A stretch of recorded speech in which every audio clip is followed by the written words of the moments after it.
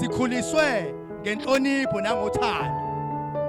Sakhuliswa ngezimiso zebandla likaThixo lengcwele kaKristu.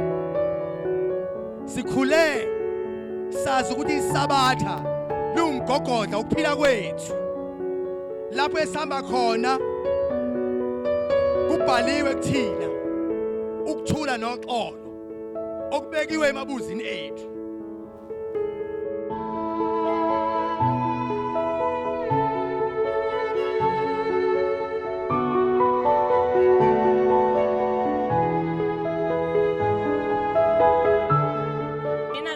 Bazalwane kuthiwa ngizokhuluma ngithi ngiyamazi uvelile Sithole.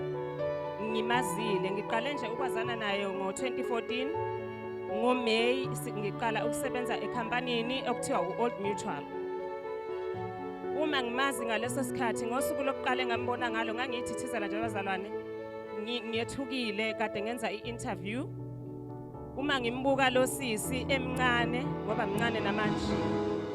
Ngivele ngibone nje i-wife material kuye. Ngibonele nje usisi omncane kodwa oshadile.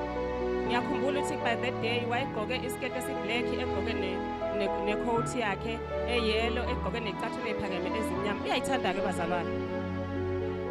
Okusho ukuthi vele umshado into ekuwe futhi noma kanjani uzoshada. Athi usho kanje mngani wami. Into zakhe ukuthi umkhuluma athi usho kanje. Awusho ngempela.